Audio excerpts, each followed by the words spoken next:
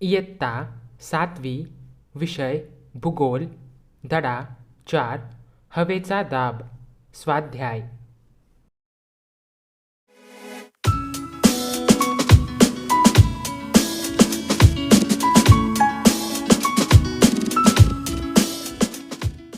प्रश्न 1. कारणे द्या. 1. हवेचा दाब उंचीनुसार कमी होतो. उत्तर 1. हवेत धूलिकण, बाष्प, जड वायू इत्यादी घटक असतात. हवेतील या घटकांचे प्रमाण भूपृष्ठालगत जास्त असते. 2. भूपृष्ठापासून जसजसे उंचावर जावे तसतसे हवेतील या घटकांचे प्रमाण कमी होत जाते. परिणामी जसजशी उंची वाढत जाते तसतशी हवा विरळ होत जाते व त्यामुळे हवेचा दाब कमी होतो. अशा प्रकारे हवेचा दाब उंचीनुसार कमी होतो. 2. हवादाब पट्ट्यांचे आंदोलन होते. 1. सूर्याचे उत्तरायन आणि दक्षिणायन होते. या क्रियांमुळे पृथ्वीवर पडणाऱ्या सूर्यप्रकाशाचा कालावधी आणि तीव्रता विषुववृत्तापासून उत्तर व दक्षिण गोलार्धांदरम्यान बदलत जाते. 2. परिणामी तापमान पट्ट्यांवर अवलंबून असलेल्या हवादाब पट्ट्यांच्या स्थानांत बदल होतो. 3.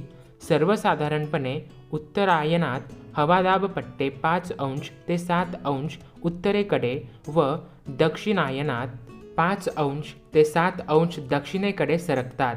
अशा प्रकारे हवापट्ट्यांचे आंदोलन होते. प्रश्न 2. खालील प्रश्नांची थोडक्यात उत्तरे लिहा. 1. हवेच्या दाबावर तापमानाचा कोणता परिणाम होतो? उत्तर 1. तापमान व हवेचा दाब यांचा जवळचा संबंध आहे. 2. जेथे तापमान जास्त असते तेथे हवेचा दाब कमी असतो. 3. जास्त तापमानामुळे हवा गरम होते व प्रसरण पावते, त्यामुळे हवेची घनता कमी होऊन ती हलकी होते. 4. जमिनीलगतची अशी हवा आकाशाकडे वर जाते, त्यामुळे सदर प्रदेशातील हवेचा दाब कमी होतो. 2. उपध्रुवीय भागात कमी दाबाचा पट्टा का निर्माण होतो? उत्तर 1. पृथ्वीच्या ध्रुवांकडे जाणारा भाग तौलनिकदृष्ट्या वक्राकार आहे, त्यामुळे ध्रुवांकडील प्रदेशांचे क्षेत्र कमी होत जाते. 2. या आकारामुळे वाऱ्यांना बाहेर पडण्यास जास्त वाव मिळतो. 3. पृथ्वीच्या पृष्ठभागावरील हवेच्या कमी घर्षणामुळे तसेच पृथ्वीच्या परिवलनाच्या गतीमुळे या भागातील हवा बाहेर फेकली जाते, त्यामुळे उपध्रुवीय भागात कमी दाबाचा पट्टा निर्माण होतो. प्रश्न 3. टिपा लिहा. 1. मध्य अक्षवृत्तीय जास्त दाबाचे पट्टे. उत्तर 1. विषुववृत्तीय प्रदेशातून आकाशाकडे गेलेली उष्ण व हलकी हवा अधिक उंचीवर गेल्यानंतर ध्रुवीय प्रदेशांकडे उत्तर व दक्षिण दिशेत वाहू लागते. 2. उंचावरील कमी तापमानामुळे ती थंड होऊन जड होते. 3. जड झालेली ही हवा उत्तर व दक्षिण गोलार्धांत 25 अंश ते 35 अंश अक्षवृत्तांच्या दरम्यान जमिनीच्या दिशेने खाली येते.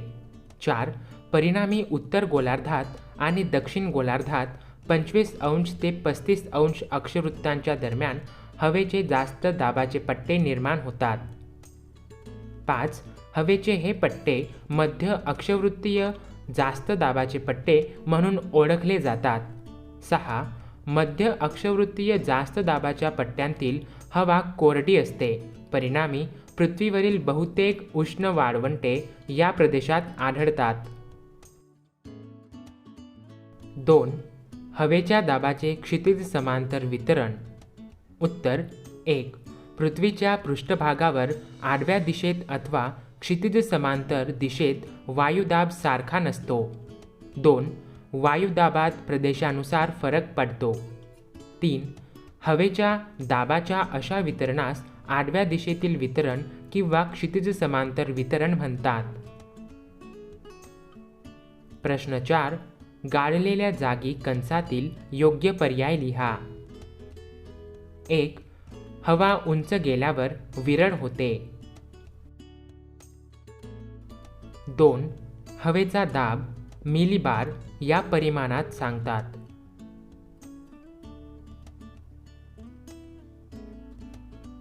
3. पृथ्वीवर हवेचा दाब असमान आहे. 4. 5 अंश उत्तर व 5 अंश दक्षिण अक्षवृत्तांदरम्यान विषुववृत्तीय कमी दाबाचा पट्टा आहे. प्रश्न 5. 30 अंश अक्षवृत्तापाशी जास्त दाबाचा पट्टा कसा तयार होतो? तो भाग वाळवंटी का असतो? उत्तर 1. विषुववृत्तीय प्रदेशातून आकाशाकडे गेलेली उष्ण व हलकी हवा अधिक उंचीवर गेल्यानंतर ध्रुवीय प्रदेशाकडे उत्तर व दक्षिण दिशेत वाहू लागते. 2. उंचावरील कमी तापमानामुळे हवा थंड होऊन जड होते. जड झालेली ही हवा उत्तर व दक्षिण गोलार्धात 25 अंश ते 35 अंश अक्षवृत्तांच्या दरम्यान जमिनीच्या दिशेने खाली येते. 3.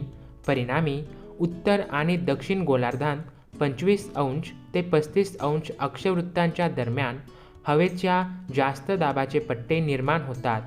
हवेचे हे पट्टे मध्य अक्षवृत्तीय जास्त दाबाचे पट्टे म्हणून ओळखले जातात. 4.